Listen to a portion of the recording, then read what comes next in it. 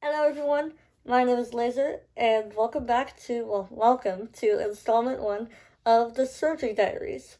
I wanted to make a series just depicting my experiences with surgeries, to give you guys a detailed account of what it could be like to grow up, what it could be like for someone to grow up with needing multiple surgeries in their young years. Now, a quick disclaimer is, of course, I'm only speaking for myself. Even though I'm not speaking for everyone, it's such a rare topic that I rarely ever see discussed, that I think people would benefit from learning and sitting in and seeing what it could be like to be us. And I'm wanting to share my experiences with everyone and have anyone else who's wanting to share their experiences down in the comments. I want the videos to be educational, conversational, and conversation starters so we can all learn from each other. And yeah, so without further ado, welcome to installment 1 of the Surgery Diaries. The Surgery Diaries.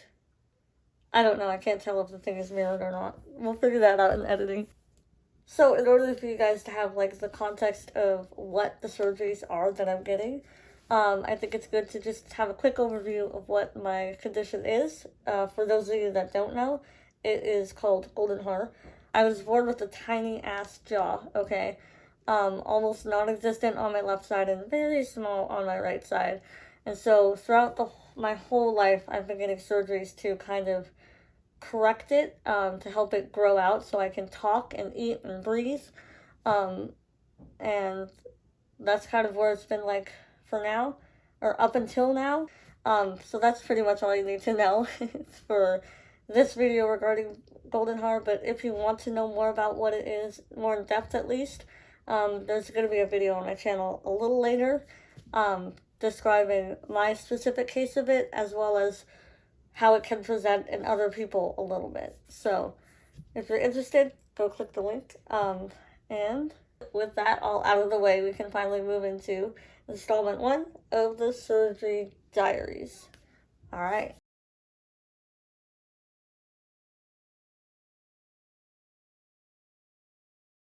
One of the big ways that surgery affects me is how they change my body and how I deal with it. Now there's a couple of different subcategories in this, which is how it affects me physically and how it affects me emotionally, right? So I wanted to start off with the emotional side. Since I've had so many surgeries, since I was like a week old, I've had to deal with that a lot growing up. And there's one that has been sticking with me a lot recently as I prepare for this next upcoming surgery, which is how some of the surgeries change how I look. You'll see probably a couple photos up on the screen now, or an animation, we'll see, of the different stages that my face has been in throughout its lifetime. And it's kind of like I have a morphing face, like a butterfly, right?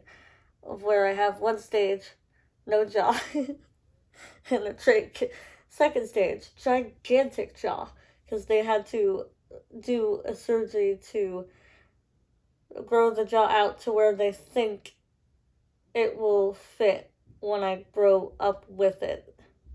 Does that make sense? And then then my face starts to grow into the new jaw, so it looks a little normal. And then my face grows out of the jaw to where it looks like this now. So it's a little small, especially on the left side, you know.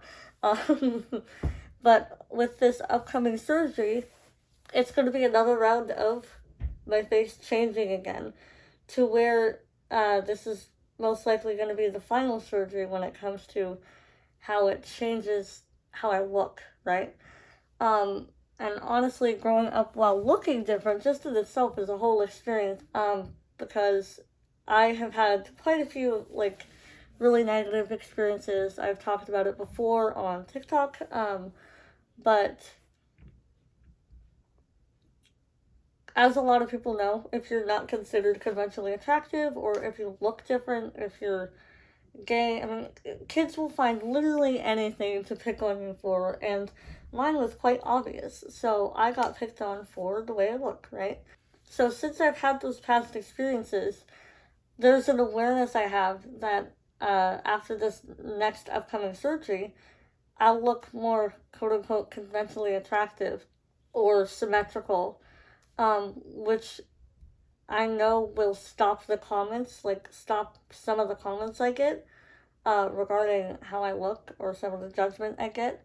So I'm really excited about that, and at the same time, just knowing that since my face is going to be more symmetrical, and that is going to be what stops people from commenting as much or judging my appearance, just brings up some sadness for me with how, just knowing that just being more attractive is going to be the thing that stops people from being judgmental towards me. It makes me sad for my past self that I had to go through so many horrendous experiences just because I looked different. And at the same time, I look forward to not getting the same reactions, but there's a little bit of that there, just acknowledging that, oh wow, it's going to be a privilege to look quote unquote normal, and it's an odd thing to kind of grow into. And so, as you kind of gathered from the previous little moment, growing up while looking different for me has been a big challenge. As you guys can probably imagine, with all of the different beauty standards, with kids' reactions, as I was saying, with even adults' reactions sometimes, because, oh my god. I once had someone not come up to me, but like talk shit about me with their friend. They were both adults, by the way, like at least 25 or older. And I was walking with a friend of mine who also has a facial difference. And they said, kids like those belong in the zoo.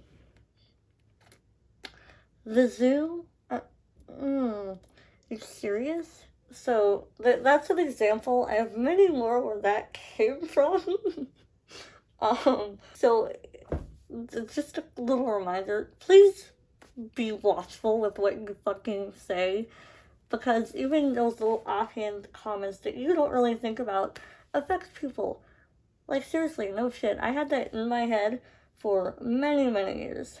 And it added to the kind of shit I've dealt with myself, with coming to terms with liking the way I look and genuinely accepting myself, and not feeling shitty that I don't fit some standard, right, for what I should look like.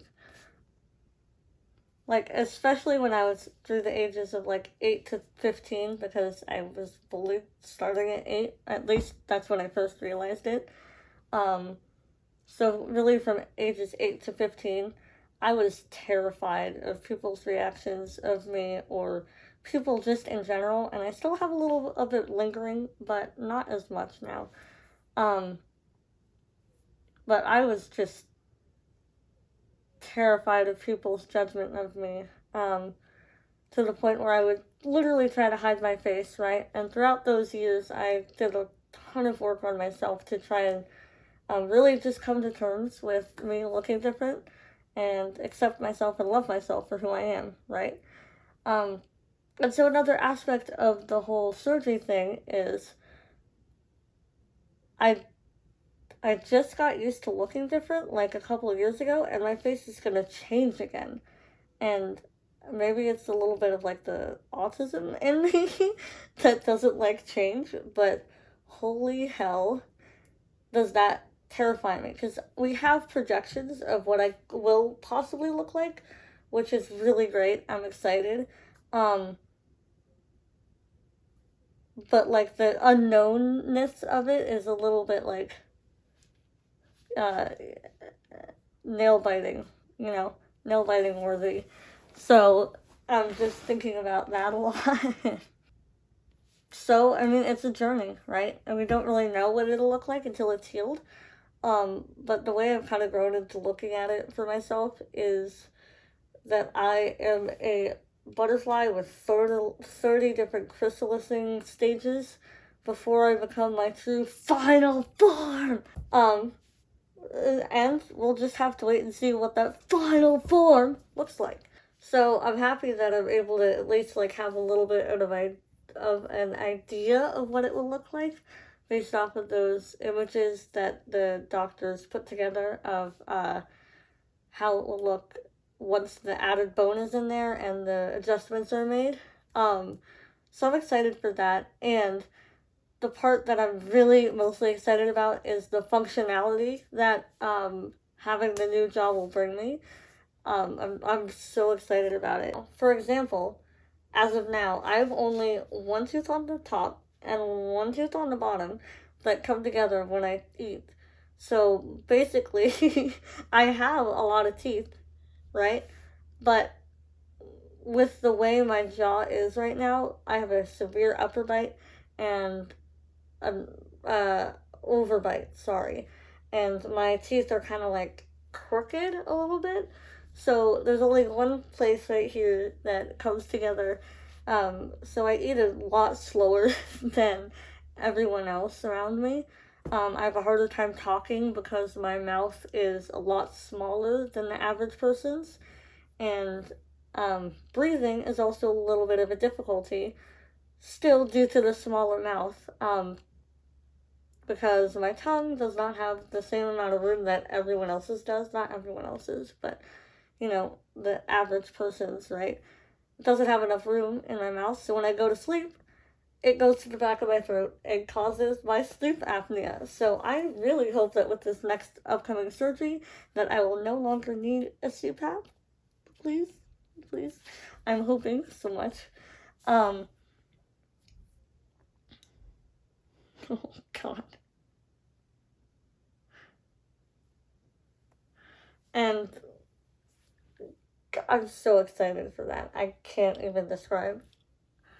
I won't need a CPAP, hopefully. I'll be able to talk easier and breathe easier. Like, oh my god. Oh my god. Oh my god. There's a totally other part of it that I haven't even talked about.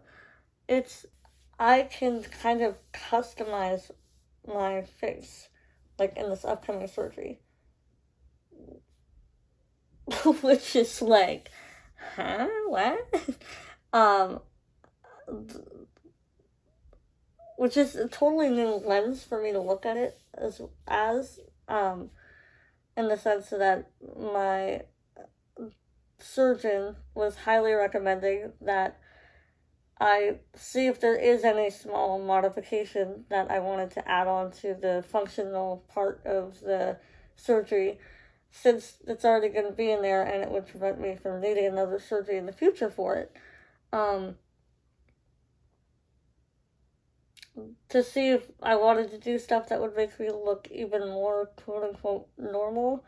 And it's honestly a completely new way for me to think of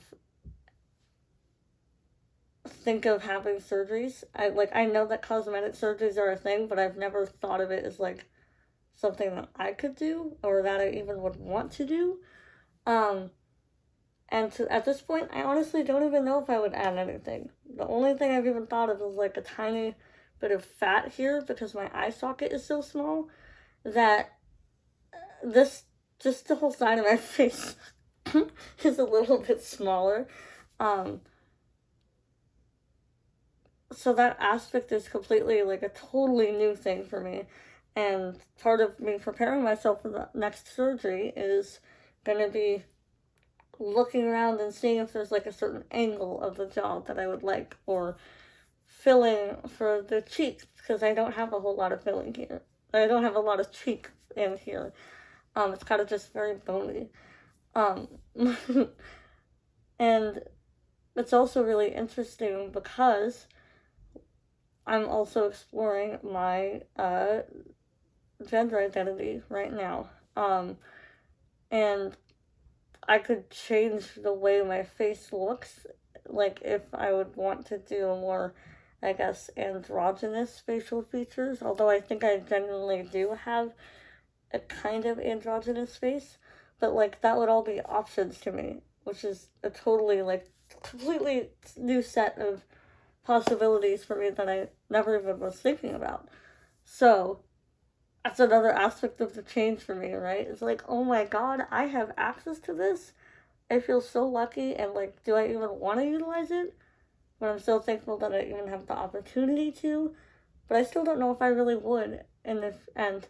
Because, like I was saying earlier, I love my face. And I do think once I have a bigger jaw, and once it's all aligned, that I will, like, look how I want. Even though I like how I look right now, it's kind of a mindfuck. It's a really big consideration for me right now because it's an opportunity, right? I mean, I could always go back later if I decided to do something. But knowing me and how I have had reactions to, like, surgeries in the past, like, right beforehand, knowing me, I probably, even if I wanted to do something later, I probably wouldn't. Because if I had to do a separate surgery, I probably wouldn't. Because I get severe surgical anxiety, which is the next topic of the video. Segue? Mwah! Fucking brilliant, mate. Fucking brilliant.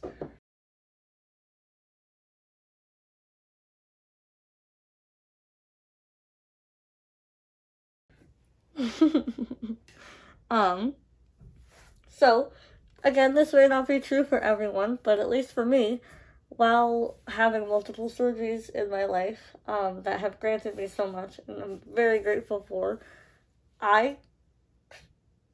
it doesn't really hit me until I am, like, 2 days away or in the prep room, pre-op room before the surgery. I just get fucking terrified.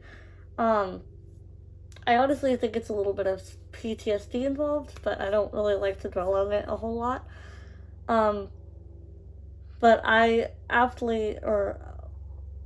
get something, I get major surgical anxiety, which I have aptly named the anxiety shits, because the last time that I was getting a surgery, which is in June, to prepare for the one that's in February, for like the whole hour that we were waiting in the pre-op room, every 10 minutes I had to go to the bathroom, cry.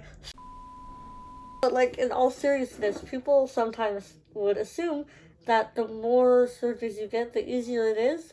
And maybe for some people that is the case, but at least for me and a couple of the friends I've talked to, that have also had, multiple surgeries, it isn't really always the case. I mean, especially for me, the more I've done it, the more stressful it's been. Like, it's kind of an odd experience because I'm really excited for the outcomes of the surgery, right? As you probably got from the earlier discussion about it. But then as soon as the thing hits that, like, oh my god, you are actually having a surgery again, and it's just an odd experience of when you go, like, the expectation of going under the scalpel, so to say. I just get nervous because you know that even if there is, like, a very, very low chance of anything bad happening, that there's always a chance. But you don't want to stay there, right? You don't want to stay in the fear and stay in the anxiety-ridden aspect of, you just don't want to stay in fear. That's the best way to put it in the most simple way. To kind of showcase that for you, I wanted to show a brief clip of a video I just recorded right while I was having the anxiety shits, right before the last surgery I had, to kind of just show you what it's like in the moment. So this is a trigger warning for anyone who gets kind of weirded out, or, like, not weirded out, but worried or scared about that kind of stuff. There's going to be a time code that you can skip to that will pop up right about now. Oogly boogly.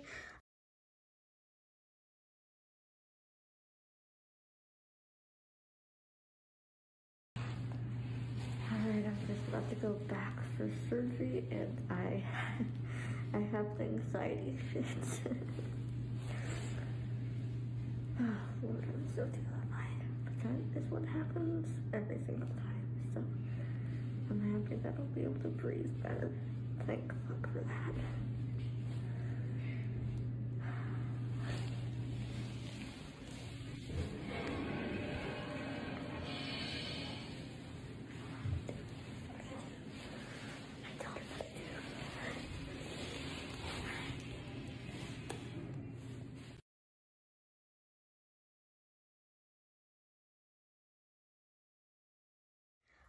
Anyways, when I get nervous like that, right, or when I'm in the midst of that kind of fear, it's really important to take care of myself. And that is the next section of the video.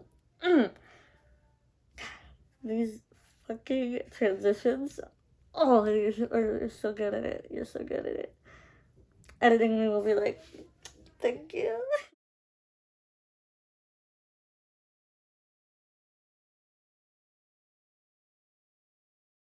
I mean, there are several different things you can do to help hat on hearing aid.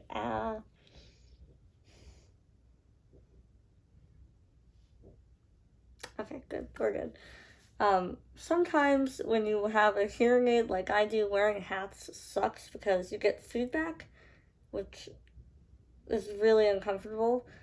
Because this is a bone anchored hearing aid, which means it is anchored in the bone in my head, and that's how it conducts sound. So if there's feedback of it like right in my head, it hurts like hell. It is so uncomfortable. So if anytime you see me like do this in a video, I'm like, oh, cringe, that's why. So what do you do when you're having that anxiety? Well, here are a few of the things that I do that could be helpful to you. One, try to always have someone there with you that knows you and can love on you during that time. I know that sometimes that can't happen due to like COVID, right? Or due to different circumstances that may be in the hospital, but try to bring someone in that can just be there with you.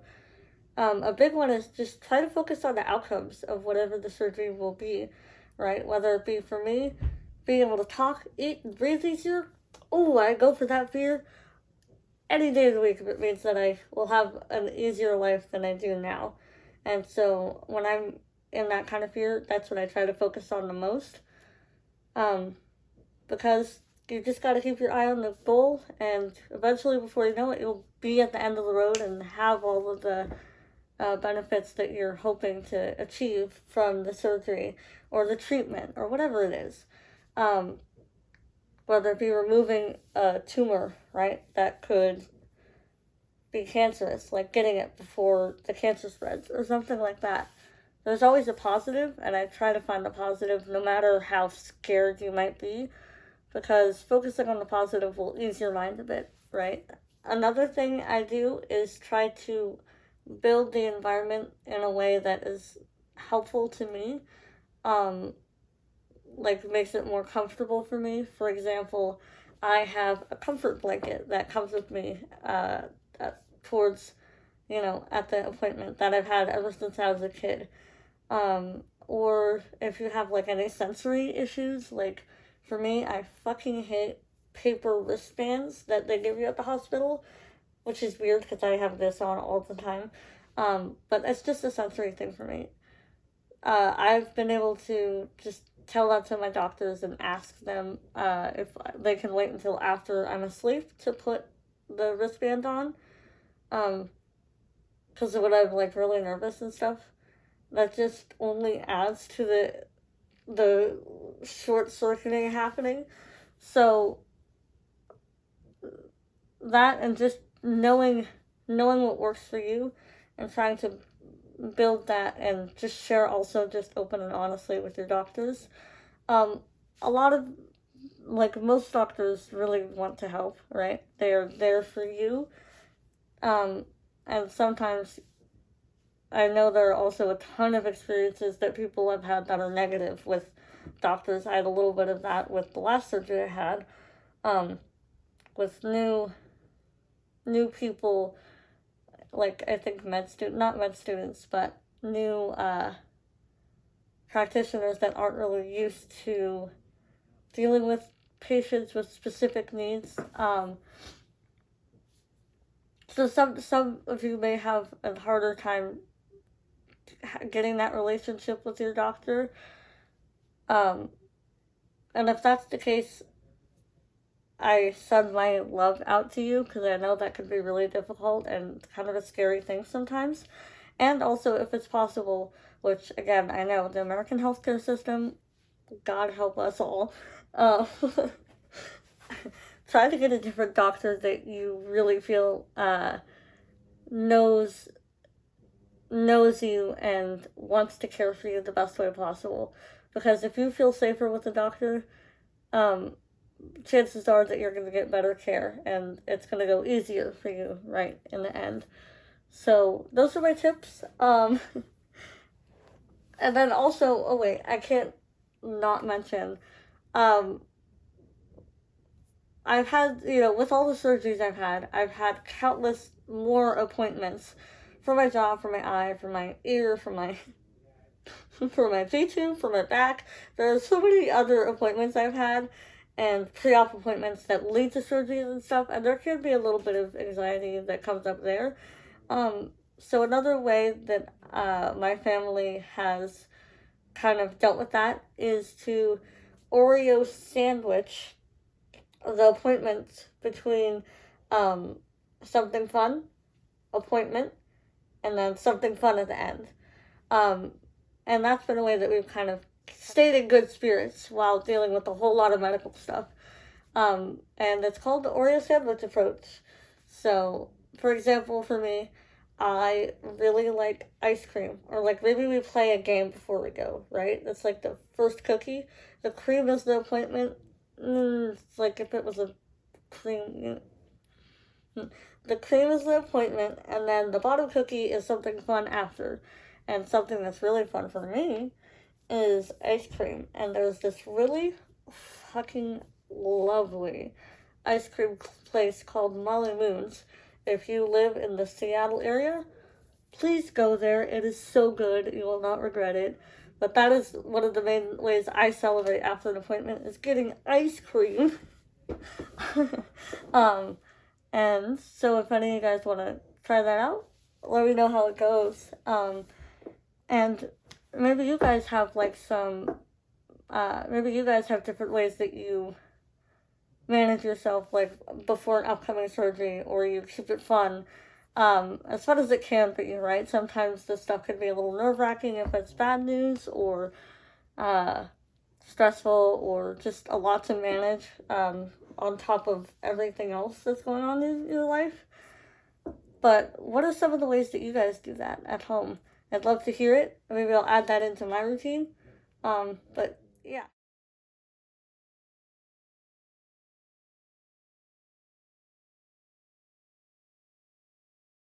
After the surgery comes recovery.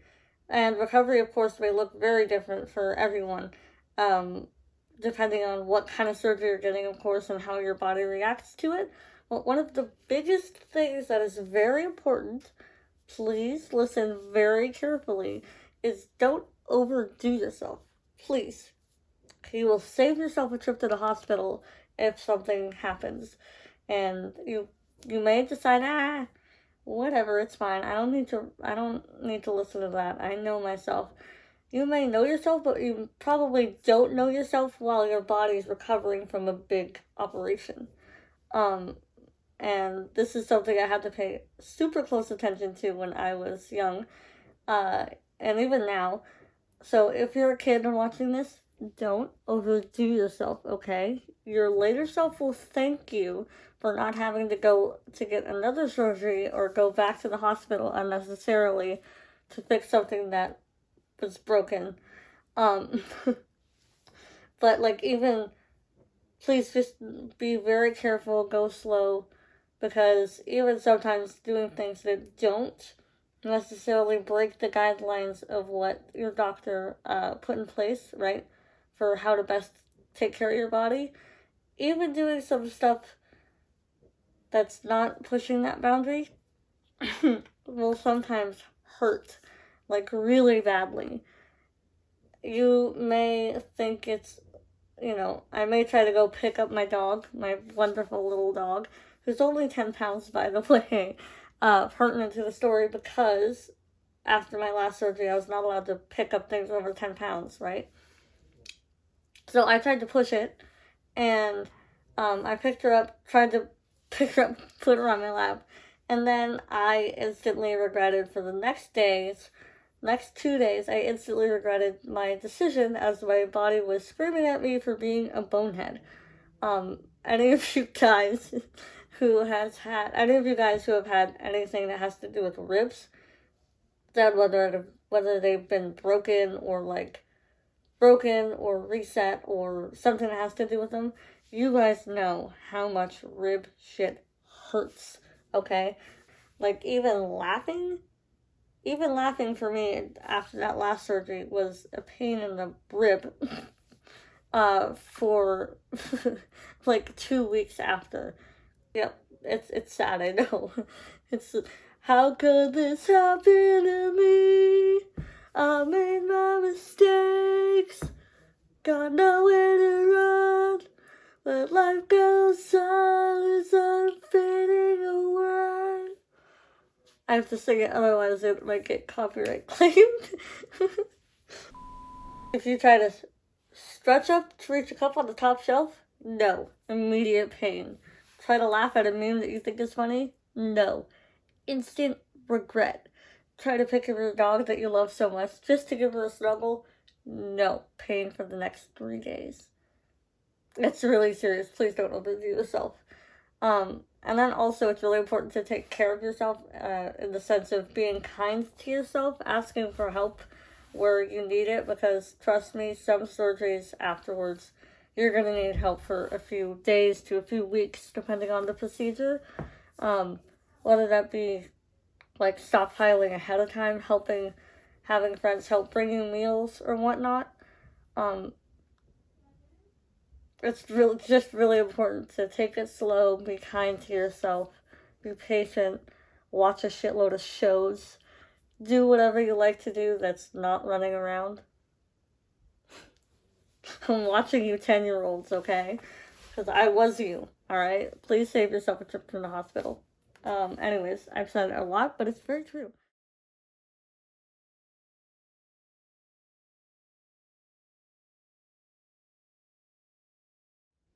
So, this was installment 1 of the Surgery Diaries.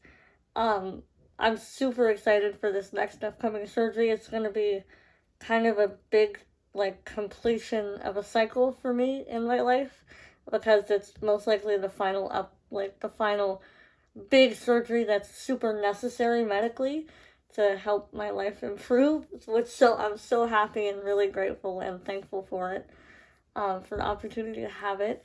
And while I'm super excited now, I probably can't even fully fathom it until I'm experiencing it. So I'm really excited about it.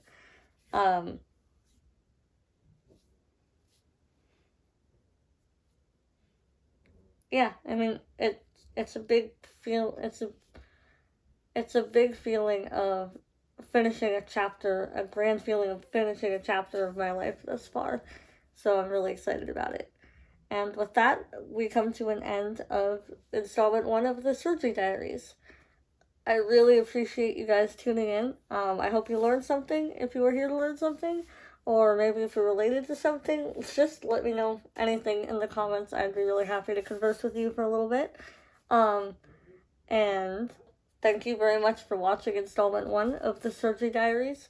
I wanted to get this one out a while before my next upcoming surgery, so you guys would have time to watch it, and so that I could have the space while preparing for the upcoming surgery to prepare a documentation, diary style of my thoughts and feelings and the recovery process of the next surgery. So that's going to be such a big change. And I hope to see you guys in the next episode. Thank you so much for watching, bearing with my ramblings. I love you all, and I hope to see you next time. Alright, thanks for watching. Laser out.